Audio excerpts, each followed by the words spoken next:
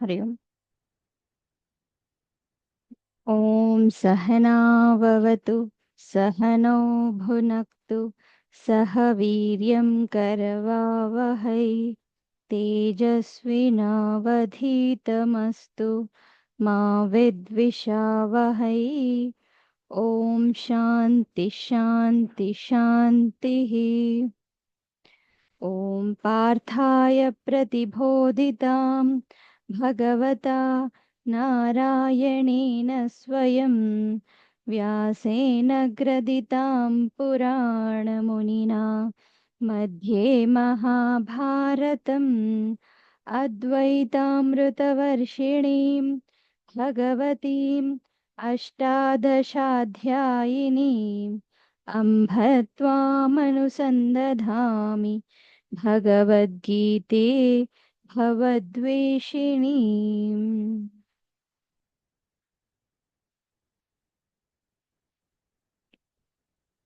Fourth chapter. Shalini garu fifth శ్లోక నుంచి చెప్పండి.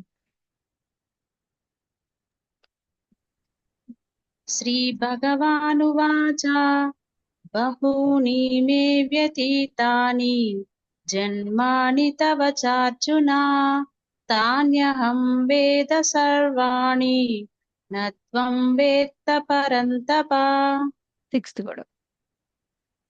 अजोऽपि सन्नव्ययात्मा भूतानामीश्वरोऽपि सन् प्रकृतिं स्वामधिष्ठाय सम्भवाम्यात्ममायया। రైట్. సుమ గారు యదా యదా.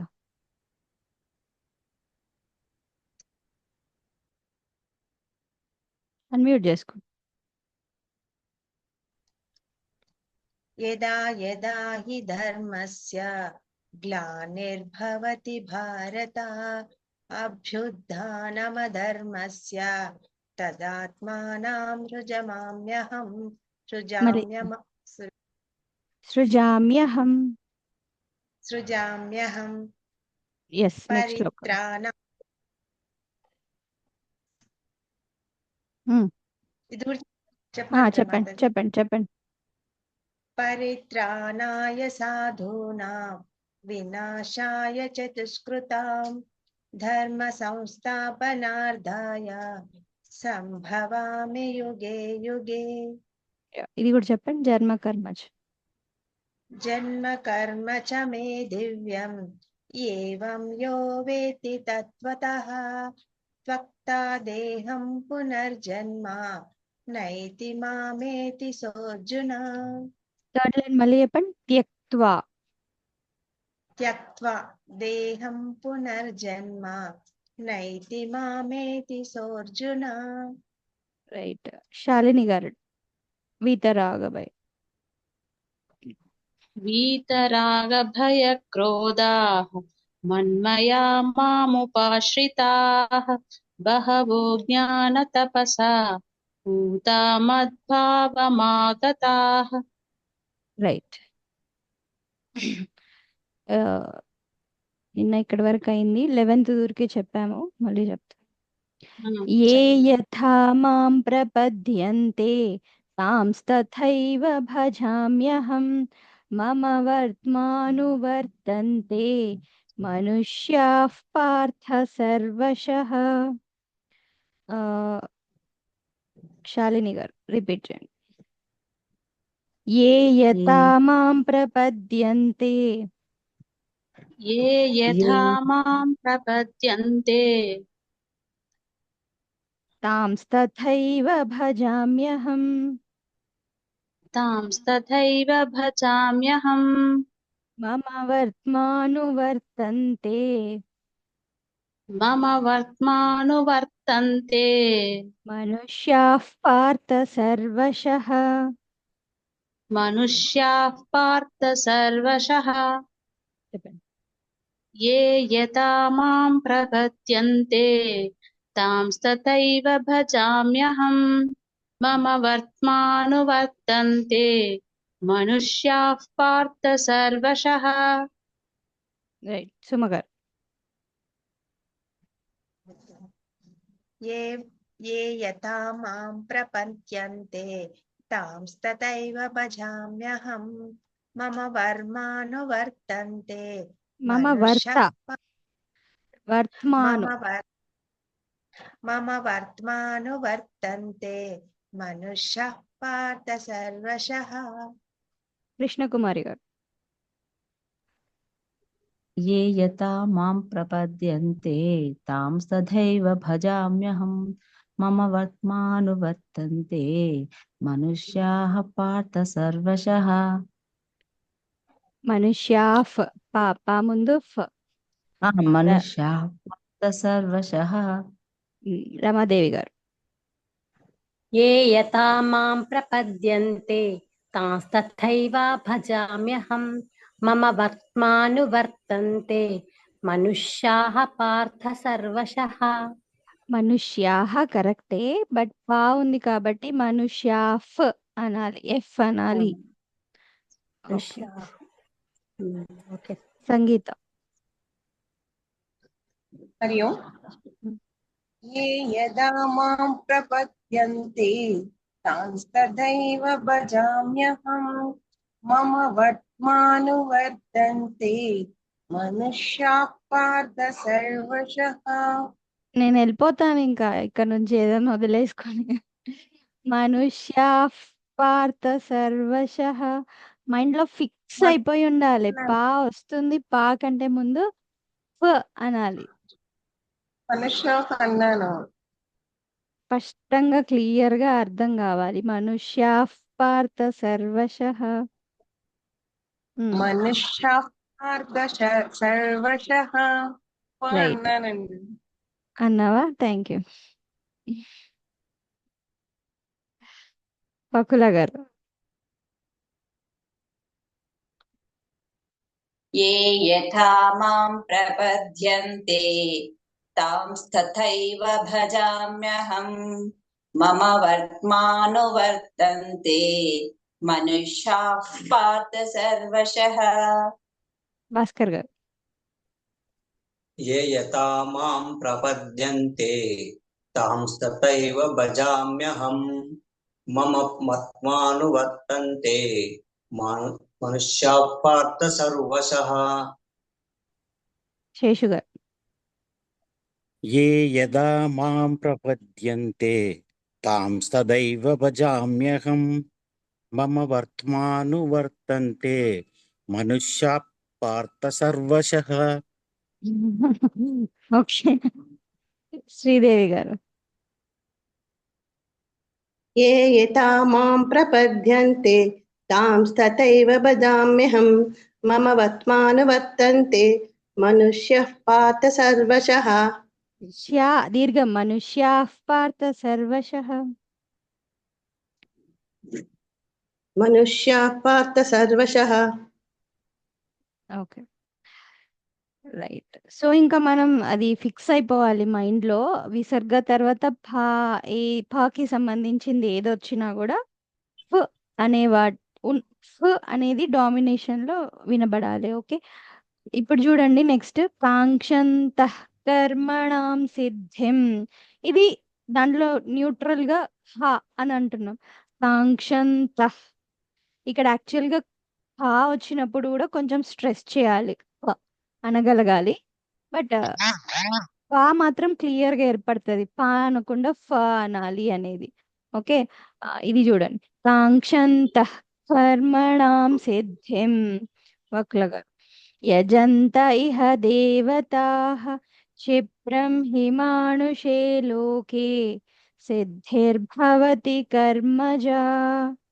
కాంక్షంతః కర్మణాం సిద్ధిం.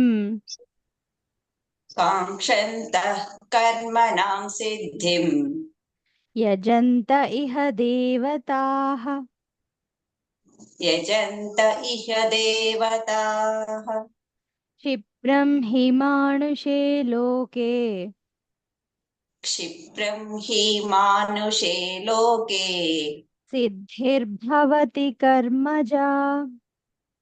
सिद्धिर्भवति कर्मजा చెప్పండి. काङ्क्षन्तः कर्मणा सिद्धिं यजन्त इह देवताः क्षिप्रं हि मानुषे लोके सिद्धिर्भवति कर्मजा। शालिनी गाరు काङ्क्षन्तः कर्मणां सिद्धिं यजन्त इह देवताः क्षिप्रं हि मानुषे लोके सिद्धिर्भवति कर्मजा। సిద్ధిర్భవతి స్ట్రెస్ కనబడాలి. ఓకే, सिद्धिर्भवति कर्मजा। రమాదేవి గారు काङ्क्षन्तः कर्मणां सिद्धिं यजन्त इह देवताः क्षिप्रं हि मानुषे लोके सिद्धिर्भवति कर्मजा। రైట్. సుమ గారు काङ्क्षन्तः कर्माणां सिद्धिं यजन्त इह देवताः क्षिप्रं हि मानुषे लोके सिद्धिर्भवति कर्मजा। సంగీత काङ्क्षन्तः कर्मणां सिद्धिं यजन्त इह देवताः क्षिप्रं हि मानुषे लोके सिद्धिर्भवति कर्मजा। శేషు గారు काङ्क्षन्तः कर्माणां सिद्धिं यजन्त इह देवताः क्षिप्रं हि मानुषे लोके सिद्धिर्भवति कर्मजा। కృష్ణకుమారి గారు काङ्क्षन्तः कर्मणां सिद्धिं यजन्त इह देवताः क्षिप्रं हि मानुषे लोके सिद्धिर्भवति कर्मजा। ఫస్ట్ లైన్ మళ్ళీ చెప్పండి. काङ्क्षन्तः कर्मणां सिद्धिं కాంక్షంతః काङ्क्षन्तः कर्मणां सिद्धि కాక్ తర్వాత సున్నా ఉంది కదా, కాంక్షంతః కాంక్ష. सारी ओ काङ्क्षन्तः कर्मणां सिद्धिं यजन्त इह देवताः क्षिप्रं हि मानुषे लोके सिद्धिर्भवति कर्मजा. అది అబ్జర్వ్ చేయలే చూడలే అసలు. సంతోషి గారు काङ्क्षन्तः कर्मणां सिद्धिं यजन्त इह देवताः क्षिप्रं हि मानुषे लोके सिद्धिर्भवति कर्मजा। శ్రీదేవి గారు काङ्क्षन्तः कर्मणां सिद्धिं यजन्त इह देवताः क्षिप्रं हि मानुषे लोके सिद्धिर्भवति कर्मजा। రైట్. భాస్కర్ గారు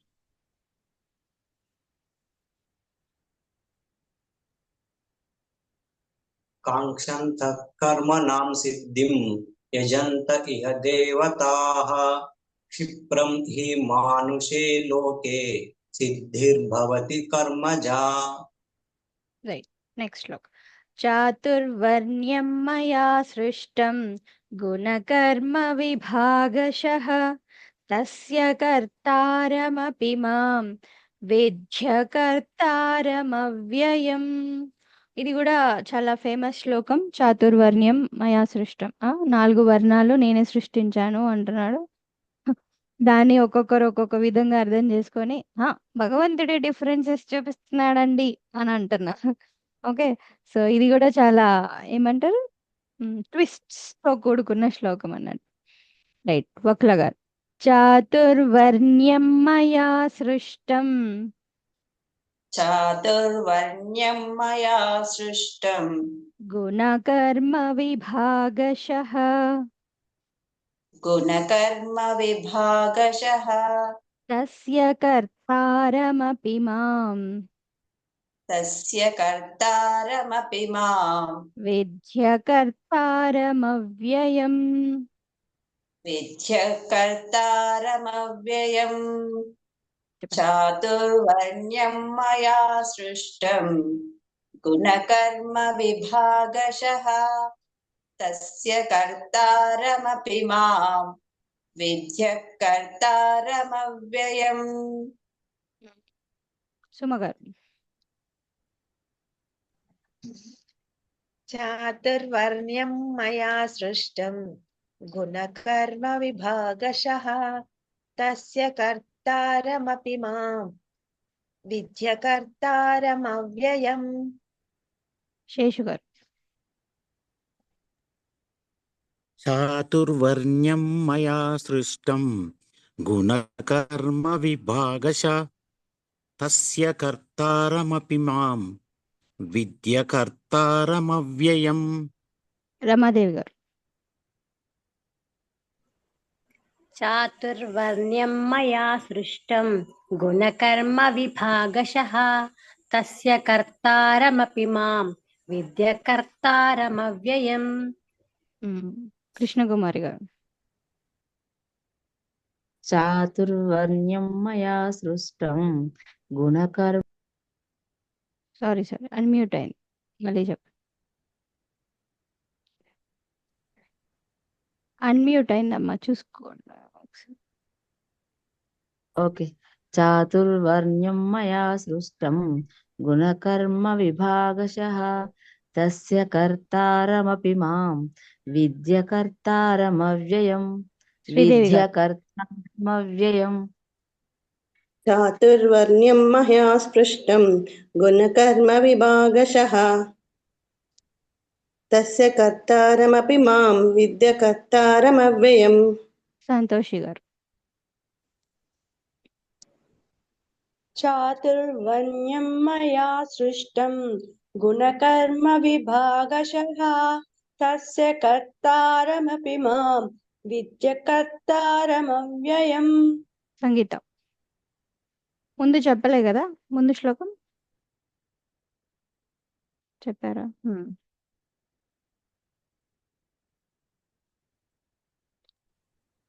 చాతుర్వర్ణ్యం మయా సృష్టం గుణకర్మ విభాగశయా తస్య విభాగశః. గుణకర్మ విభాగశయా తస్య కర్తారమపి మాం విద్య కర్తారమవ్యయం. సెకండ్ లైన్ మళ్ళీ చెప్పు. గుణకర్మ విభాగశయా. షా తర్వాత విసర్గ షహ కదా. గుణకర్మ విభాగశః. గుణకర్మ విభాగశః. థ్యాంక్స్ శాలిని గారు. చాతుర్వర్ణ్యం మయా సృష్టం గుణకర్మ విభాగశః తస్య కర్తారమపి మాం విద్య కర్తారమవ్యయం. భాస్కర్ గారు.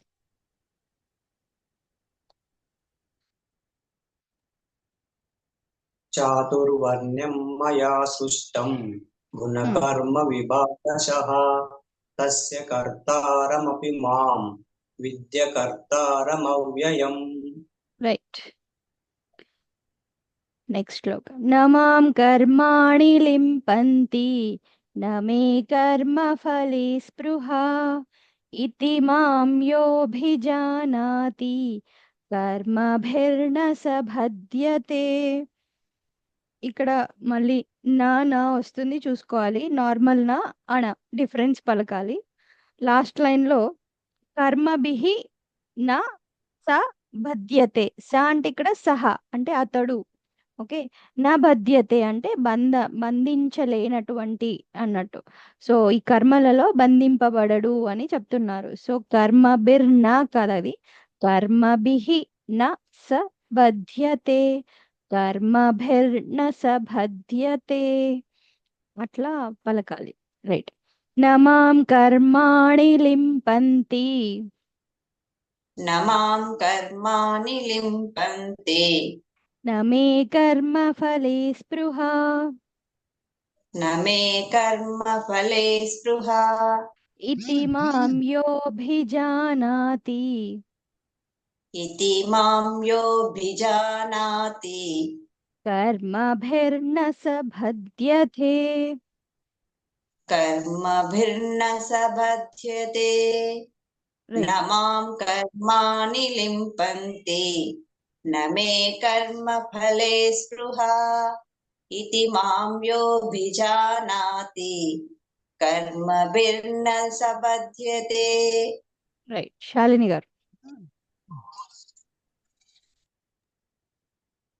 न मां कर्माणि लिम्पन्ति न मे कर्मफले स्पृहा इति मां योऽभिजानाति कर्मभिर्न सबध्यते శేషు గారు न मां कर्माणि लिम्पन्ति न मे कर्मफले स्पृहा इति मां योऽभिजानाति कर्मभिर्न स बध्यते శ్రీదేవి గారు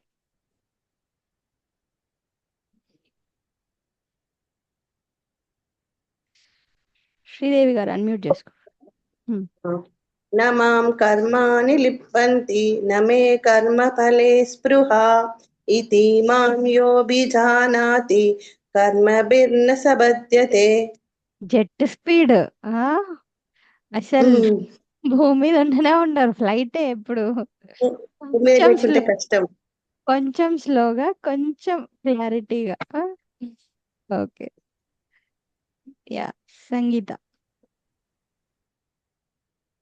न मां कर्माणि लिम्पन्ति न मे कर्मफले स्पृहा इति मां योऽभिजानाति कर्मभिर्न सबध्यते సూపర్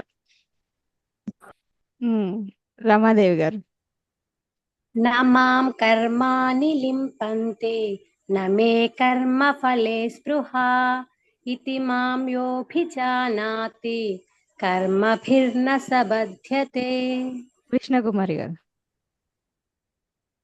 न मां कर्माणि लिम्पन्ति न मे कर्मफले स्पृहा इति मां योऽभिजानाति कर्मभिर्न सबध्यते సుమ గారు न मां कर्माणि लिम्पन्ति न मे कर्मफले स्पृहा इति मां योऽभिजानाति कर्मभिर्न सबध्यते సంతోషి గారు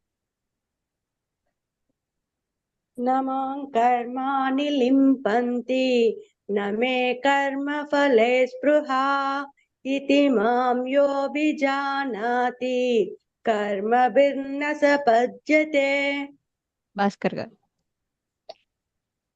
न मां कर्माणि लिम्पन्ति न मे कर्मफले स्पृहा इति मां योऽभिजानाति कर्मभिर्न स बध्यते రైట్ నెక్స్ట్ శ్లోక్ ఏవం జ్ఞాత్వా కృతం కర్మ పూర్వైరపి ముముక్షుభిః కురు కర్మైవ తస్మాత్ త్వం పూర్వైః పూర్వతరం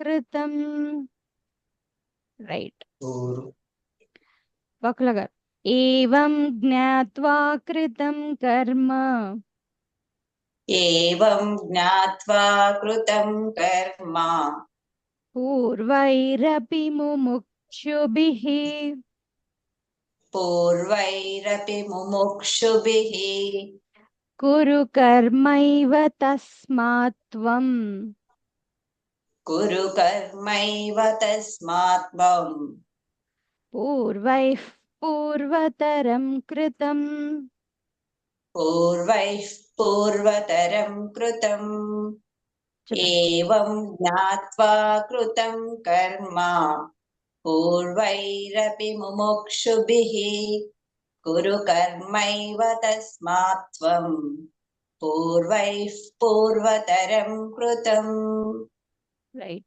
శేషు గారు एवं ज्ञात्वा कृतं कर्म पूर्वैरपि मुमुक्षिभिः कुरु कर्मैव तस्मात्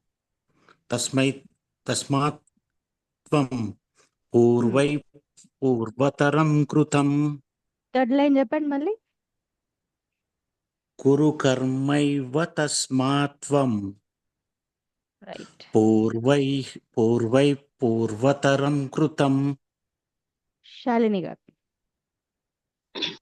ఏవం జ్ఞాత్వా కృతం కర్మ పూర్వైరపి ముముక్షుభిః కురు కర్మైవ తస్మాత్వం పూర్వైః పూర్వతరం కృతం. రైట్. సంగీత.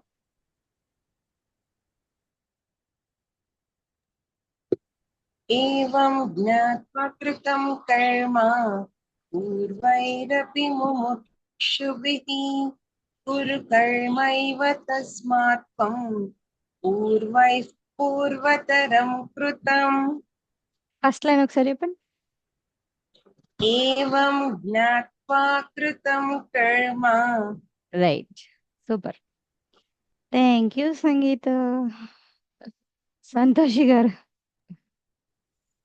एवं ज्ञात्वा कृतं कर्म पूर्वैरपि मुमुक्षुभिः कुरु कर्मैव तस्मात् त्वं पूर्वैः पूर्वतरं कृतम्. రైట్. శ్రీదేవి గారు.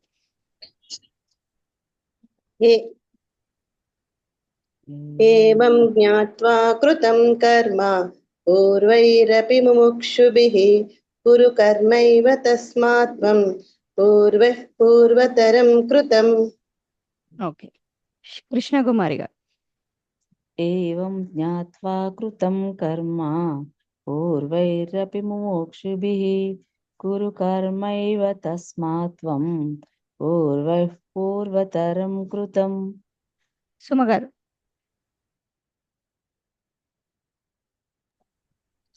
एवं ज्ञात्वा कृतं कर्म पूर्वैरपि मुमुक्षुभिः कुरु कर्मैव तस्मात् त्वं पूर्वैः पूर्वतरं कृतम्. ఓకే. రమాదేవి గారు.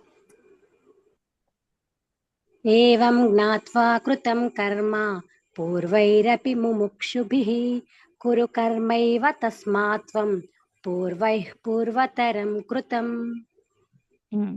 భాస్కర్ గారు.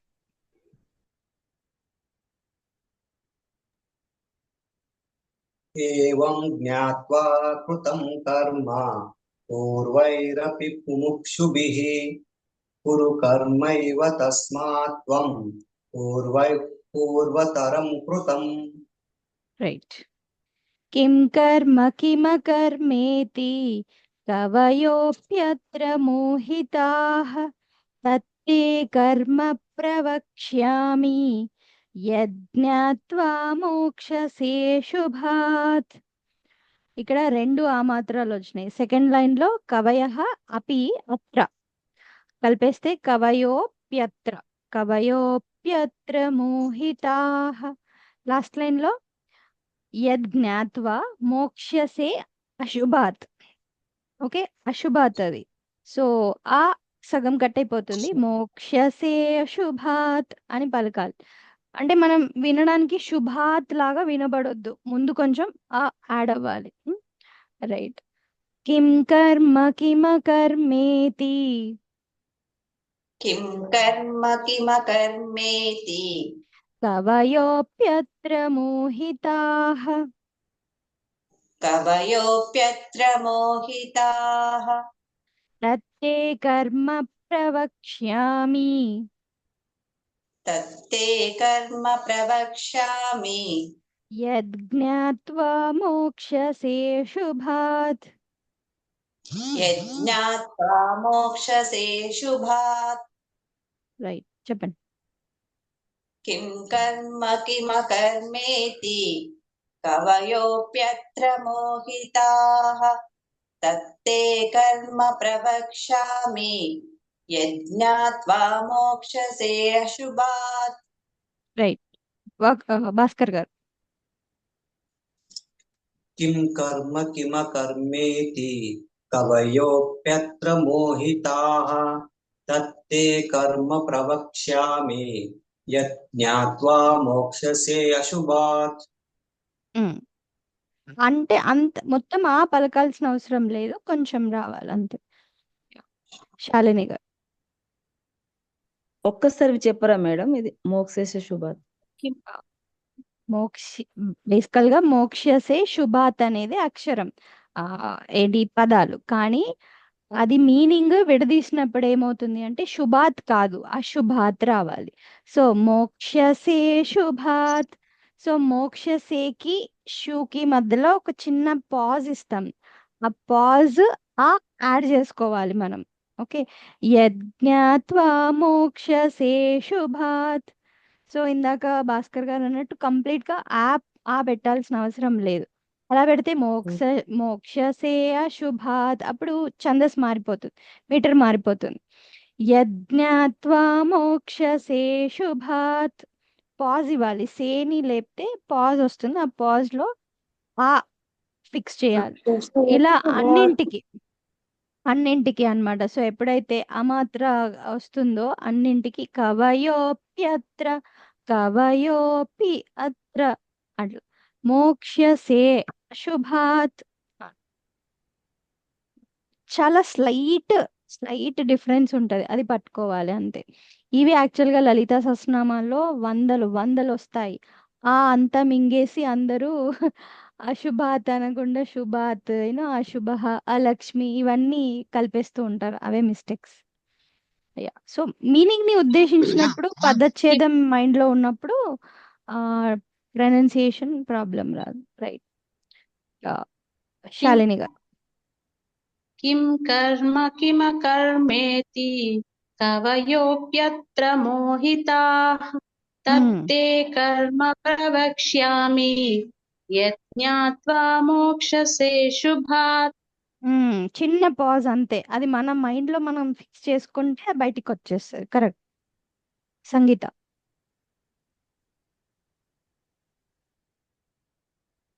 किं कर्म किमकर्मेति कवयोऽप्यत्र मोहिताः तत्ते कर्म प्रवक्ष्यामि यज्ञात्वा मोक्षसे शुभात्. శ్రీదేవి గారు.